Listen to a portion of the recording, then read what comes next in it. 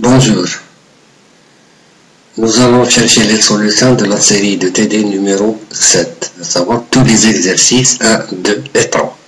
Ceci s'applique à l'algorithme d'Dijkstra pour trouver le plus court chemin entre deux sommets d'un graphe. Alors, pour l'exercice 1, on nous demande d'appliquer l'algorithme de Dijkstra pour déterminer le plus court chemin entre E et S du graphe suivant. Donc, si on a bien compris la séquence 1, là où j'ai fait une démonstration sur l'application de l'algorithme de Dijkstra par graphe ou par tableau, on peut le résoudre facilement. Donc là, je vais le détailler encore, mais pour les autres exercices, je vais juste donner la solution. Alors, comme on l'a dit, par la solution par tableau, on va faire un tableau avec comme colonne tous les sommets de S de ce graphe. Donc on va avoir E, A, B, C, D et S. Et on commence l'algorithme. Puisqu'on nous dit qu'on démarre du sommet E. Donc la distance du sommet E au sommet E, ça va être 0. Au départ, tous les autres sommets sont infinis. Du sommet E, où est-ce qu'on peut aller directement? On peut aller à A et on peut aller à B. Pour A, ça va nous faire 3, et l'origine, donc c'est E. Donc c'est pour ça qu'on écrit 3E. De E vers B, la meilleure solution, c'est 1E. C'est la distance qui va de E vers B et E. Qu'est-ce qu'on va garder? On va fixer le B avec la valeur 1E. Donc on est au sommet B et le reste est assuré. Du sommet B vers le sommet A, ça va me faire 1 du EB et 1 de B à A. Ça nous fera 2B. C'est mieux que 3A, donc on le garde. Le B il a été fixé, on passe au C. Le C, à partir du B, on va avoir 1 plus 3, EB et BC. Ça va nous faire 4B. Maintenant, pour le sommet D, à partir du B, ça va nous faire EB, BD. Ça va nous faire 6B. S est encore loin, et c'est pour ça qu'il reste infini. Donc là, on a fixé aussi le A.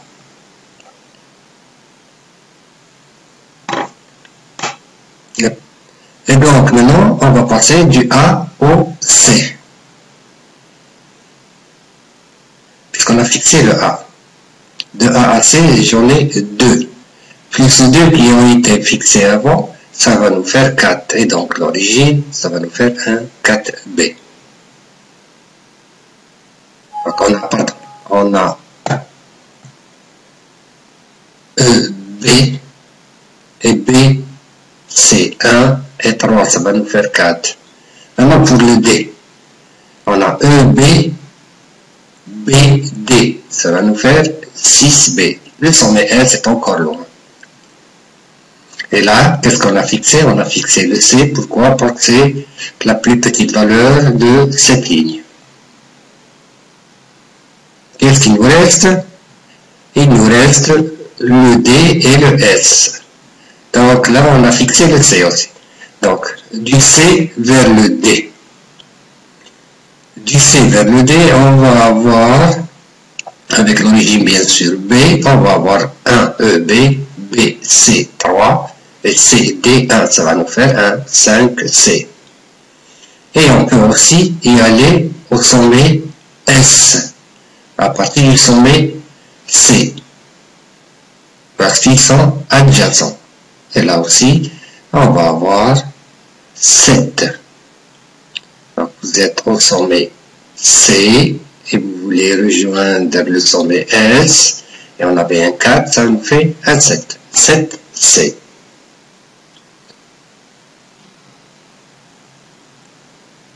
On continue. Maintenant, on a fixé le D, du D à S. Qu'est-ce qu'on a? On avait un 7C. Mais il y a un meilleur chemin que que celui-là, en passant par le D. Et ça nous va faire 5 qu'on avait du C, et le 6. 1. 5 et 1, ça nous fait 6, ça nous fait donc 6D. Et là, vous voyez qu'on a terminé avec tous les sommets, donc on a trouvé le plus court chemin entre le sommet E et S, et qui a une longueur de 6. Quel est ce chemin? C'est celui-là. E, B, A, B, C, C, D, et enfin le S. Voilà pour le premier exercice. Pour le deuxième exercice, ça va être la même question. Il s'agit de trouver le plus court chemin du sommet A vers tous les autres sommets en utilisant l'algorithme de Dijkstra. Donc on a tout ce graphe et on va appliquer aussi la même méthode qu'avant et vous allez obtenir tout ce tableau. Je vous laisse le temps de le voir et donc la longueur ici générale est de 21H. Puisque on nous demande tous les chemins, donc là où c'est encadré, il suffit de suivre tous les chemins. Et vous avez tous les chemins sur ce graphe, tous les chemins de valeur minimale. Il s'agit de les énumérer un à un. Donc voilà pour l'exercice 2. On passe à l'exercice 3, là où il s'agit de partir de la ville de Berne pour arriver à la ville de Milan. Et on a toutes les distances à travers ce graphe. Donc là, le graphe, pour une meilleure représentation, on va étiqueter les sommets avec la première lettre de chaque ville.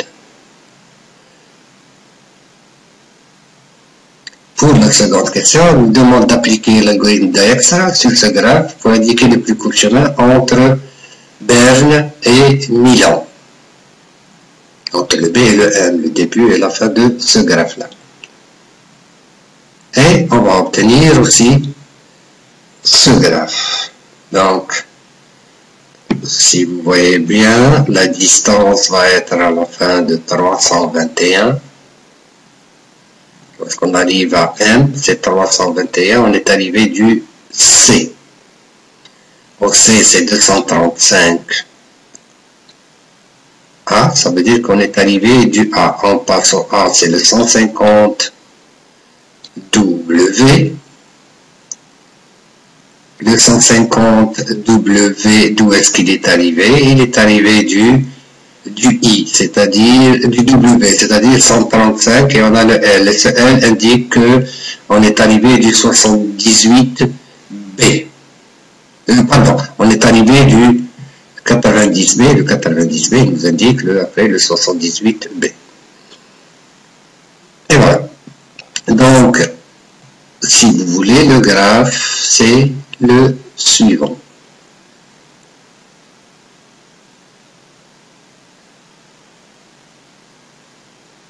Voilà, on est parti de B et on est arrivé à M.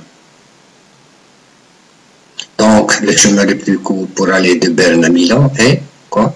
On part de Berne, on va aller à Innetkirchen, avec la valeur 78, puis vers le W Wasso, du W vers A Andermatt, et puis Cadenazo, et enfin, on arrive à Milan.